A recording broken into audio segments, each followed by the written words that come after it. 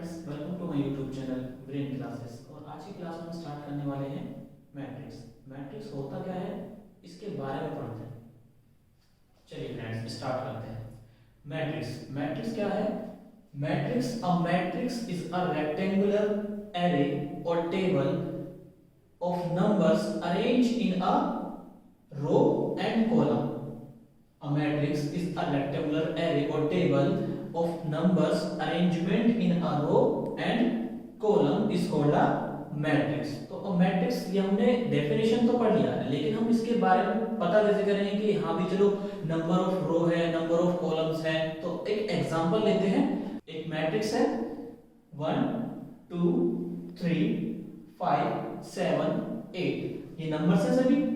इन numbers को हमने एक रेक्टेंगुलर एरे और टेबल में कनेक्ट किया है जो है ये। तो यानी कि इसको बोलेंगे हम ये एक मैट्रिक्स है। क्या है ये? एक मैट्रिक्स है। जैसे फॉर एग्जांपल दूसरा मैट्रिक्स जब हमें जनरेट करना हो ए बी सी डी, तो ये क्या है? ये अल्फाबेटिकल है। नंबर्स हो अल्फाबेटिकल हो, कोई भी मैट्रिक्स हो उसको रेक्टेंगुलर फॉर्म में जनरेट करना ही हमारा क्या कहलाता है? मैट्रिक्स कहलाता है। फॉर एग्जांपल हमने एक अनदर मैट्रिक्स लिया 1 2 3 4 5 6 7 8 और 9, इसको हम क्या बोलेंगे? मैट्रिक्स बोलेंगे। हमें कैसे पता लगेगा कि ये मैट्रिक्स है? कोई भी नंबर हो, अरेंजमेंट हो। फॉर एग्जांपल हमने लिखा 1 2 3 4। अब अभी हम इसको मैट्रिक्स नहीं कह सकते। क्यों? क्योंकि हमने इसको एक अरेंज तो कर दिया, लेकिन जब तक हम इसे इस ब्रैकेट में क्लोज नहीं करेंगे तब तक हम इसको नहीं कहेंगे कि एक मैट्रिक्स है। ठीक है? मैट्रिक्स को हम दो या तीन तरीके से डिनोट कर देते हैं। फॉर एग्जांपल फर्स्टली हम इसको इस ब्रैकेट से भी डिनोट कर सकते हैं, सेकेंडली हम इसको इन ब्रैकेट से भी डिनोट कर सकते हैं, और थर्डली हम इनको इस ब्रैकेट से भी डिनोट कर सकते हैं। ठीक है? ये था हमारा मैट्रिक्स, सिंपल। लेकिन अब ये तो हमने मैट्रिक्स बताया कि मैट्रिक्स को हम इस चीज से डिनोट कर सकते हैं, लेकिन मैट्रिक्स के अंदर ये नंबर्स हैं, इनको क्या कहते हैं? ठीक है? तो अब हम ये पढ़ेंगे कि इनको कहते क्या हैं। देखिए फ्रेंड्स, अभी हमने पढ़ा कि मैट्रिक्स होता क्या है, लेकिन इनको बोलते हैं हम एंट्रीज। एंट्रीज या फिर एलिमेंट, या तो एंट्री बोलेंगे या एलिमेंट बोलेंगे। तो पहले देखेंगे कि ये ऑर्डर क्या होता है। ऑर्डर में हमारा एक होता है नंबर ऑफ रो और नंबर ऑफ कॉलम को हम क्या बोलेंगे? ऑर्डर बोलेंगे। लेकिन सबसे पहले हमें ये पता होना चाहिए कि रो क्या होता है और कॉलम क्या होता है। किसी भी मैट्रिक्स में नंबरों का अरेंजमेंट हॉरिजॉन्टल वाइज नंबरों का अरेंजमेंट जो होगा उसको बोलेंगे हम रो। हॉरिजॉन्टल वाइज नंबरों का अरेंजमेंट होगा वो होगा रो। और वर्टिकली वाइज जो भी हमारा नंबरों का अरेंजमेंट होगा उसको बोलेंगे हम कॉलम। अब यहाँ पर हमें पता लग जाएगा कि हमारा ऑर्डर है क्या। जैसे इस मैट्रिक्स में एग्जांपल हमारा क्या है? इस मैट्रिक्स में हमारा नंबर ऑफ रोज कितने हैं? नंबर ऑफ रोज कितने हैं? 1 एंड 2। तो नंबर ऑफ रोज कितने हैं हमारे? 2 हैं। नंबर ऑफ कॉलम कितने हैं? 1 एंड 2। तो नंबर ऑफ कॉलम कितने हैं हमारे पास? 2। हमने ऑर्डर क्या पढ़ा था? Number of row and number of column. Number of row and number of column. तो ऑर्डर क्या हुआ हमारा? 2/2 या 2 क्रॉस 2। ठीक है? अब इसमें एक सेकंड पॉइंट आता है हमारा। अब इसमें सेकंड पॉइंट क्या आता है हमारा? Total element of a matrix. जो भी तुम्हारा मैट्रिक्स का ऑर्डर होगा, जो भी इस मैट्रिक्स का ऑर्डर होगा, अगर उन रो और कॉलम की हम मल्टीप्लाई कर दें तो हमारा आ जाएगा total number of element. Suppose करो इसी मैट्रिक्स का एग्जांपल ले लेते हैं हम। तो इसमें नंबर ऑफ रोज कितने हैं? 2। नंबर ऑफ कॉलम कितने हैं इसमें? 2। तो टोटल एलिमेंट कितना हो जाएगा? 2 into 2 4। तो यानी कि number of element, total element in a matrix, तो ये कितना हो जाएगा हमारा? 4। ठीक है? चलिए नेक्स्ट टॉपिक स्टार्ट करते हैं। Standard form of a matrix. Standard form of a matrix का मतलब क्या है पहले ये समझते हैं। ये तो हमने अपने सुविधा के लिए, अपने हेल्प के लिए हमने नॉर्मली एग्जांपल लिया था, लेकिन मैथमेटिकली उसका नोटेशन क्या होता है उसको पढ़ते हैं हम। स्टैंडर्ड फॉर्म ऑफ मैट्रिक्स का मतलब होता है, मैथमेटिकली उसका मतलब क्या होता है उसको। कोई भी मैट्रिक्स को हम, किसी भी मैट्रिक्स को हम aij bracket n cross n से डिनोट करते हैं। ये जो aij होता है, aij हमारा शो करता है पोजीशन ऑफ एन एलिमेंट। किसको शो करता है? पोजीशन ऑफ एन एलिमेंट, यानी किसी भी एलिमेंट की पोजीशन को शो करता है। सेकेंडली n क्रॉस n क्या डिनोट करता है? यहाँ पर m डिनोट करता है हमारा m cross n shows order of matrix. ये तो हमें पता लग गया कि ये ऑर्डर होगा। देखिए हमने यहाँ पर एग्जांपल लेना है, यहाँ पर m और n क्या होता है, आइए इस एग्जांपल से समझते हैं। सपोज करिए ये हमारा नंबर ऑफ रोज कितने हैं इसमें हमारे 1 एंड 2, तो नंबर ऑफ रोज कितने हैं 2। यहाँ पर लिख लेते हैं हम नंबर ऑफ रो 2 है, और नंबर ऑफ कॉलम कितने हमारे पास 1 2 एंड 3। तो नंबर ऑफ कॉलम कितने हमारे पास 2 क्रॉस 3। तो इस मैट्रिक्स का अगर ऑर्डर आपसे कोई पूछता है तो आपको क्या बताना है 2/3 या 2 क्रॉस 3। ठीक है, इतना समझ में आया? बिल्कुल सेम इस एग्जांपल से इसको कनेक्ट करते हैं हम कैसे। ये जो नंबर ऑफ रो बताया था मैंने, तो m को मैंने यही तो बताया कि m क्या होता है number of row in a matrix, and n क्या होता है number of row in a column. ठीक है, तो ये होता है हमारा standard form of a matrix. चलिए अब हम पढ़ते हैं types of matrix. Type of matrix में होते कितने हैं? जितने भी हमारे मैट्रिक्स होते हैं उसके टाइप हैं, अब उनको पढ़ते हैं। सबसे पहला आता है हमारा रो मैट्रिक्स। रो मैट्रिक्स क्या होता है? रो मैट्रिक्स में क्या है? A matrix having a single row, having a single row, यानी कि ऐसा मैट्रिक्स जिसमें सिर्फ एक ही रो हो। कितना रो हो? एक ही रो हो, वो हमारा क्या कहलाएगा?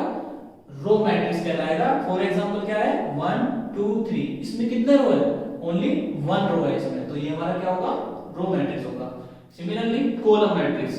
कॉलम मैट्रिक्स में क्या होता है? A matrix having a single column, यानी कि एक ही कॉलम होना चाहिए उसमें। फॉर एग्जांपल क्या है, जैसे इसमें 3 4 5, इसमें सिर्फ एक ही कॉलम है हमारा, एक ही कॉलम है, तो ये हमारा क्या कहलाएगा? Column matrix. अब आता है थर्ड टाइप। थर्ड टाइप में क्या होगा? Null matrix. नल मैट्रिक्स में क्या होगा? A matrix having all elements are 0, all elements are 0, यानी ऐसा मैट्रिक्स जिसके सभी एलिमेंट क्या हो 0 हो, सभी एलिमेंट क्या हो 0, चाहे वो रेक्टेंगुलर हो या स्क्वायर हो, हमें इस बात से कोई मतलब नहीं है। हमें सिर्फ एलिमेंट कितने होने चाहिए? सभी एलिमेंट 0 होने चाहिए। फोर्थ पॉइंट आता है, फोर्थ पॉइंट होता है square matrix. A matrix having equal number of row and column, equal number of row and column is called a square matrix. A matrix having equal number of row and column, यानी कि एक ऐसा matrix जिसमें number of row are equal है किसके? Number of column के। Number of row equal है किसके? नंबर ऑफ कॉलम के, तो हमारा क्या कहलाएगा? वो एक स्क्वायर मैट्रिक्स कहलाएगा। फॉर एग्जांपल 1 2 3 4, ये तो एलिमेंट्स हो गए इसमें, लेकिन नंबर ऑफ रो कितने हैं इसमें? 1 एंड 2। नंबर ऑफ कॉलम कितने हैं? 1 एंड 2, तो ये नंबर ऑफ रो इक्वल है नंबर ऑफ कॉलम के, तो ये क्या हुआ? एक स्क्वायर मैट्रिक्स। स्क्वायर मैट्रिक्स हमारा फिफ्थ पॉइंट आता है डायगोनल मैट्रिक्स। डायगोनल मैट्रिक्स क्या होता है हमारा? डायगोनल मैट्रिक्स होता है a square matrix all of elements except those in the leading diagonal are 0। leading diagonal क्या होता है?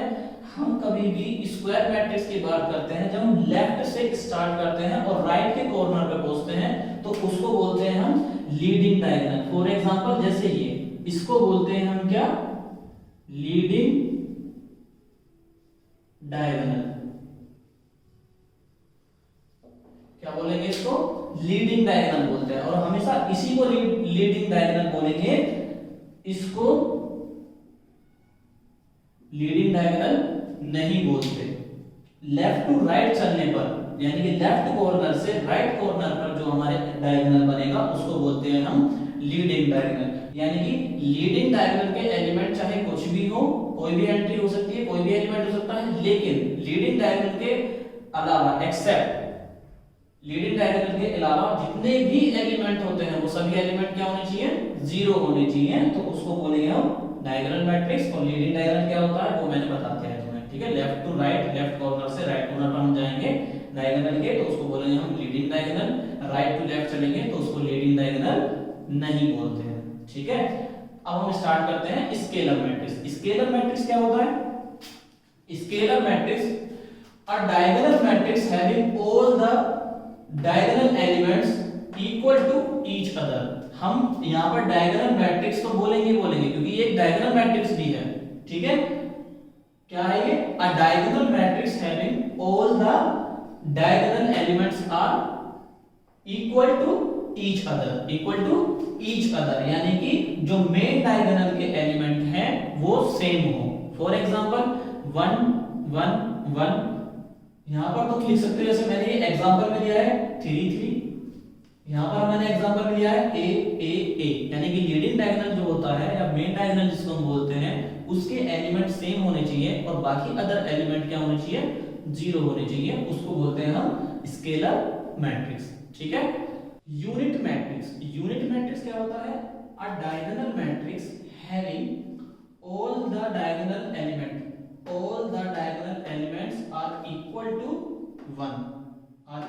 to 1, यानी कि मेन डायगोनल के एलिमेंट जो हैं वो सेम तो हो लेकिन क्या हो? 1 हो। कितना हो? 1 हो, तो उसको बोलते हैं हम यूनिट मैट्रिक्स। यूनिट मैट्रिक्स कभी भी बोलेंगे तो वो हमेशा एक स्क्वायर मैट्रिक्स जरूर होगा। अगर स्क्वायर मैट्रिक्स नहीं है तो हम उसको यूनिट मैट्रिक्स नहीं बोल सकते, ठीक है, क्योंकि उसमें मेन डायगोनल की बात कर रहा है। जब भी डायगोनल की बात करेगा तो वो जितने भी डायगोनल मैट्रिक्स होंगे वो एक स्क्वायर मैट्रिक्स जरूर होंगे, ठीक है। अब यहाँ पर यूनिट मैट्रिक्स में क्या था? मेन डायगोनल के एलिमेंट जो हो 1 हो और बाकी अदर एलिमेंट जितने भी हैं वो क्या हो? 0 हो। कितने हो? 0 हो, तो वो हमारे क्या कहलाएंगे? यूनिट मैट्रिक्स कहलाएगा। क्या कहलाएगा? यूनिट मैट्रिक्स कहलाएगा। फॉर एग्जांपल जैसे 1 1 1, मेन डायगोनल के एलिमेंट हमारे 1 1 1 है और बाकी अदर एलिमेंट क्या है? 0 है, ठीक है। अब हमारा आता है ट्रायंगुलर मैट्रिक्स। ट्रायंगुलर मैट्रिक्स में क्या कहता है? A square matrix in which all the elements below or above the leading diagonal are 0। मैंने आपको बताया था कि लीडिंग डायगोनल क्या होता है? इसको बोलते हैं हम लीडिंग डायगोनल। ये हमारा लीडिंग डायगोनल होगा। लीडिंग डायगोनल के अपर और लीडिंग डायगोनल के लोअर के एलिमेंट कुछ भी हो लेकिन बाकी अदर एलिमेंट जितने भी आते हैं वो 0 हो, तो उसको बोलते हैं ट्रायंगुलर मैट्रिक्स। अब यहाँ पे ट्रायंगुलर मैट्रिक्स 2 टाइप का होता है। एक होता है अपर ट्रायंगुलर मैट्रिक्स, एक होता है lower triangular matrix. Upper triangular matrix में क्या होता है? मेन डायगोनल के अपर एलिमेंट कुछ भी हो सकते हैं लेकिन लोअर में क्या होंगे? जितने भी एलिमेंट है वो सभी 0 होंगे लोअर में, ठीक है ना।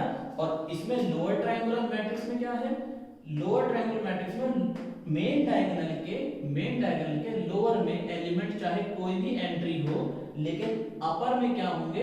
वो सभी 0 होंगे। मेन डायगोनल से ऊपर जितने भी एलिमेंट होंगे वो सभी 0 होंगे, तो उसको बोलते हैं हम लोअर ट्रायंगुलर मैट्रिक्स। क्योंकि ये जो ट्रायंगल के फॉर्म में बन रहा है, देखो यहाँ पर ये ट्रायंगल की फॉर्म को जनरेट कर रहा है। अगर मैं एक ट्रायंगल बनाऊं तो इसको बोलते हैं हम अपर ट्रायंगुलर, इसको बोलते हैं लोअर ट्रायंगुलर मैट्रिक्स, ठीक है। अब चलो नेक्स्ट पे स्टार्ट करते हैं रेक्टेंगुलर मैट्रिक्स, ठीक है। रेक्टेंगुलर मैट्रिक्स क्या है? A matrix which has unequal number of row and column। Unequal यानी कि एक ऐसा मैट्रिक्स जिसमें नंबर ऑफ रो और नंबर ऑफ कॉलम इक्वल ना हो, बाकी चाहे कुछ भी हो, ठीक है। Number of row and number of column ये इक्वल ना हो, बाकी चाहे कुछ भी हो, ठीक है। अगर ये इक्वल नहीं है तो हम बोल देंगे इसको, जो भी मैट्रिक्स दिया होगा मैं रेक्टेंगुलर मैट्रिक्स होगा। इक्वल नहीं है तो ये हमारे टाइप्स ऑफ मैट्रिक्स थे। यहाँ पर हमारा टाइप्स ऑफ मैट्रिक्स खत्म होता है। अब यहाँ पर हम कुछ क्वेश्चन करेंगे जो हमें बताएगा इन मैट्रिक्स का यूज करना। चलिए फ्रेंड्स, अब स्टार्ट करते हैं हम। यहाँ पर हमें एक मैट्रिक्स दे रखा है ए, तो हमसे पूछ क्या रहा है, find A23 A32 A33 A24। इनका मतलब क्या है अभी ये समझेंगे हम यहाँ पर। और हमसे पूछ क्या रहा है, find the order of a matrix and total number of elements. तो हमसे यहाँ पर एक एग्जांपल दे रखा है हमें, यहाँ पर हमें बताना है इसमें टोटल नंबर ऑफ एलिमेंट कितने हैं, इसका ऑर्डर बताना है और ये एंट्रीज है क्या। ठीक है, आइए समझते हैं। सबसे पहले लेते हैं A23 A23 का मतलब क्या होता है, 2 का मतलब होता है यहाँ पर जो फर्स्ट ही लिखा होगा उसका मतलब होता है रो, और 3 का मतलब होता है कॉलम।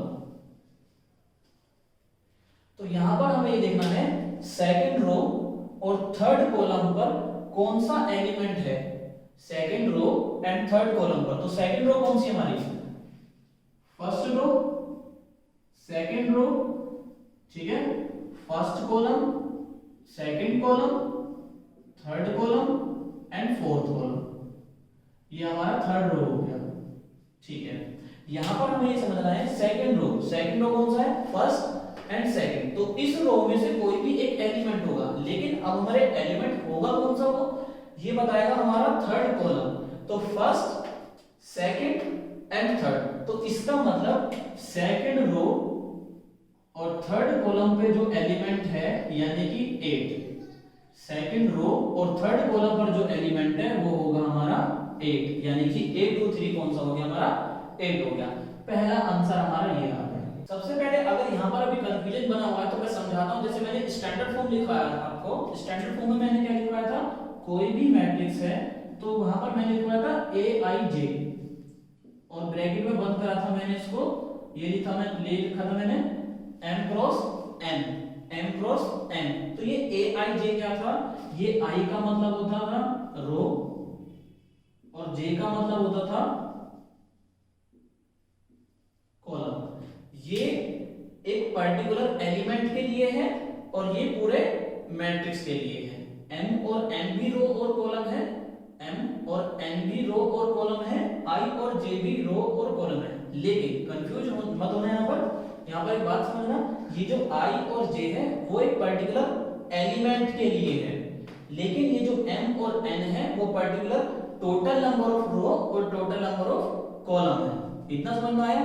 चलिए बिल्कुल इसको देख के एक बार हम समझते हैं दोबारा एक बार कि है क्या ये, ठीक है ना। हमसे पूछा था इसमें A32 का मतलब क्या है यहाँ पर, अभी मैंने बताया I का मतलब क्या है, रो एक पर्टिकुलर एलिमेंट के लिए, और J क्या है, कॉलम।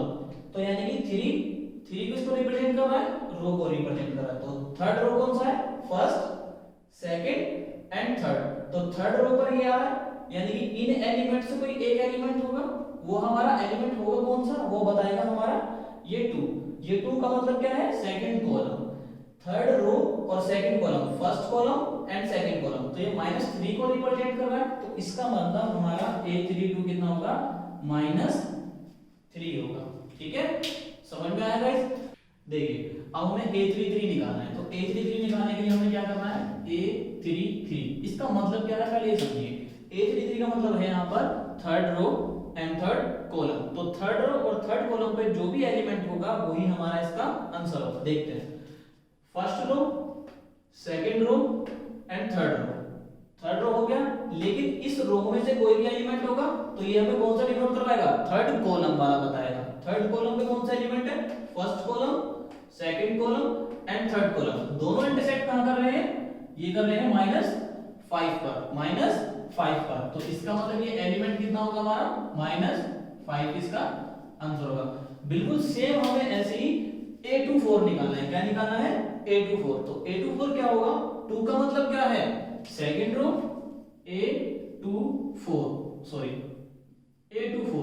A24 का मतलब ये है second row and fourth column. Second row, first row and second row. तो सेकंड रो ये हो गया, fourth column, first column, second column, third column and fourth column. तो फोर्थ कॉलम और सेकंड रो पे जो एलिमेंट बन रहा है वो हमारा बन रहा है 5। तो ये हमारा आंसर कितना हो जाएगा, इसका 5 हो जाएगा। यही हमारा आंसर है, यानी कि सभी एंट्री निकाल ली हमने A23, A32, A33 और A24, ये रहे हमारे इन सबके आंसर। ठीक है, लास्ट टाइम हमें साथ क्या सोचना है, वो कह रहा है find the order of the matrix. Order of matrix क्या होता है, ऑर्डर ऑफ मैट्रिक्स होता है हमारा टोटल नंबर ऑफ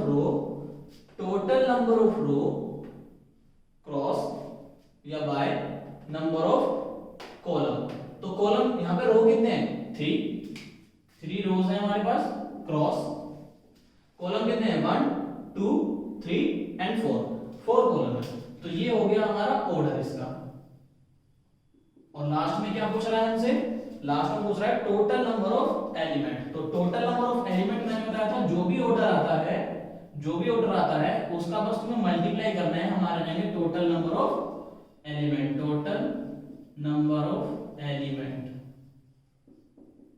4 3 जा 12, तो ये आ गया हमारा 12 आंसर। ये था हमारा पहला क्वेश्चन। और इस क्वेश्चन से हमारे जितने भी बेसिक डेफिनेशन थी, ऑर्डर था, टोटल नंबर ऑफ एलिमेंट था, कौन सा एलिमेंट कहां पर होता है, उसकी पोजीशन कैसे निकालते हैं, तो ये हमने क्लियर कर लिया है। अब यहाँ पर एक क्वेश्चन लेते हैं हम। क्वेश्चन में क्या कह रहा है, construct a 2x2 matrix whose elements are given by this aij equals to I plus 2j का होल स्क्वायर अपॉन 2। तो यहाँ पर हमें ये बताना है कि एक 2x2 का हमें मैट्रिक्स बनाना है जिसके एलिमेंट्स हमारे किस प्रकार रखे गए हैं, I plus 2j का होल स्क्वायर अपॉन 2 टाइम्स। अब यहाँ पर समझते हैं इसका मतलब क्या है। हमने मान लिया अपनी तरफ से कोई मैट्रिक्स है हमारा A। अब यहाँ पर हमें 2x2 का निकालना है, तो इसका मतलब उसमें 2 ही रो है और 2 ही कॉलम है। तो फर्स्टली हमें ये देखना है पहला एलिमेंट की जो एंट्री होगी फर्स्ट रो और फर्स्ट कॉलम होगा। लेकिन अगर मैं इसको लिखूं तो फर्स्ट रो और सेकंड कॉलम ही तो लिखा जाएगा। मैं इसके आगे कोई भी एंट्री नहीं लिख सकता क्योंकि मैं अभी फर्स्ट रो पे हूं, लेकिन मेरे कॉलम कितने थे, लास्ट 2 थे। तो मैं A1 2 तक ही लिखूंगा, इसके आगे कोई एलिमेंट को या फिर एंट्री को नहीं लिखूंगा। अब सेकंड रो पर आते हैं। हमारी फर्स्ट रो कंप्लीट हो चुकी है क्योंकि हमारी फर्स्ट रो में 2 ही कॉलम थे, ठीक है ना। अब यहाँ पर सेकंड रो पर आते हैं। सेकंड रो, लेकिन कॉलम कौन सा है, अभी फर्स्ट ही है, ठीक है। और उसके बाद second row and second column, यानी कि लास्ट हमें कितना हमारा 2x2, यानी कि सेकंड रो और सेकंड कॉलम। तो सेकंड रो और सेकंड कॉलम, तो ये हमारा मैट्रिक्स बनेगा, ये हमारा मैट्रिक्स होगा। लेकिन अब यहाँ पर ये जो एंट्रीज हैं, ये एंट्रीज कैसे फिल करनी है हमें, इस रूल के अकॉर्डिंग। यहाँ पर हमें रूल दे रखा है I plus 2j का होल स्क्वायर अपॉन 2। तो आइए फिल करते हैं इसको। फर्स्टली हमें निकालना है A11। A11 का मतलब क्या है, फर्स्ट जो एलिमेंट है ये I को रिप्रेजेंट कर रहा है और ये J को रिप्रेजेंट कर रहा है। तो इसका मतलब इस रूल के अकॉर्डिंग अगर मैं रखूं तो ये 1 plus 2 into 1 upon 2, ये होल स्क्वायर है। I की वैल्यू 1 है, I की वैल्यू 1 है, J की वैल्यू भी 1 है इस क्वेश्चन में। तो यहाँ पर J रख दिया हमने, उसका होल स्क्वायर था और अपॉन 2 था। तो ये बन जाएगा हमारा 2 into 1 2, 2 plus 1 3, 3 का स्क्वायर 9। तो ये बन जाएगा हमारा 9 upon 2, 9 upon 2। अब यहाँ पर हमें काम क्या है, यहाँ पर हमें A12 भी निकालना है। क्या निकालना है, A12। तो A12 लिखते हैं, A12 1 का मतलब I की वैल्यू 1, J की वैल्यू 2। इस रूल में रखिए I की वैल्यू 1 plus 2 into J की वैल्यू कितनी है यहाँ पर 2, उसका होल स्क्वायर अपॉन 2। यहाँ पर ये I को रिप्रेजेंट कर रहा है और ये J को रिप्रेजेंट कर रहा है। जो हमें क्वेश्चन में रूल दिया हुआ बस उसमें रखना है हमें, और हमारा मैट्रिक्स हमारा जनरेट हो जाएगा। यहाँ पर हम देखेंगे हम 2 into 2 4, 4 plus 1, यहाँ पर मैं इसको लिख सकता हूँ 1 plus 4 का होल स्क्वायर अपॉन 2, यानी कि हो जाएगा 5 का स्क्वायर कितना हो जाएगा 25 अपॉन 2, ठीक है। अब हमें A21 निकालना है। A21 I की वैल्यू यहाँ पर कितना हो गया, I की वैल्यू 2 और J की वैल्यू 1। इस वैल्यू को यहाँ पर पुट करोगे आप, I की वैल्यू 2 plus 2 into J की वैल्यू 1 अपॉन 2 का होल स्क्वायर इक्वल्स टू, ये हो जाएगा 2 plus 2, ये हो जाएगा 2 plus 2 का होल स्क्वायर अपॉन 2 बराबर, यहाँ पर क्या बन जाएगा 2 plus 2 4, 4 का स्क्वायर हो जाएगा हमारा 16 अपॉन 2 यानी कि ये हो जाएगा 8। लास्ट एंट्री क्या बचा है हमारा, लास्ट एंट्री बचा है हमारा A22 यानी कि I की वैल्यू कितना है यहाँ पर, I की वैल्यू 2 और J की वैल्यू 2। इस एंट्री को इस फॉर्मूले में पुट करो, I की वैल्यू 2 इंटू J की वैल्यू भी 2, उसका होल स्क्वायर और अपॉन 2। तो ये बनेगा मेरा 2 प्लस 4 का होल स्क्वायर अपॉन 2। 2 प्लस 4 यानी कि 6 का स्क्वायर, सॉरी 6 का स्क्वायर कितना रहेगा 36 अपॉन 2, ये रहेगा हमारा 18। हमारे पास सभी एंट्रीज आ चुकी हैं, A11 भी आ गया हमारे पास, A12 भी आ गया, A21 भी आ गया और A22 भी आ गया। तो इसलिए हमारा मैट्रिक्स क्या होगा हमारा, देखो सभी एलिमेंट्स आ गए हमारे पास, A11 भी आ गया हमारे पास, A12 भी आ गया, A21 भी आ गया और A22 भी आ गया हमारे पास। देखिए ये आंसर यहाँ पर खत्म हो गया, हमारा क्वेश्चन यहाँ पर खत्म हो गया। अगर आपको वीडियो अच्छा लगा हो तो लाइक कीजिए, चैनल को सब्सक्राइब कीजिए। अगर आपका कोई भी डाउट आता है तो लिंक डिस्क्रिप्शन में है, आप मेरे टेलीग्राम चैनल पे ज्वाइन हो सकते हैं।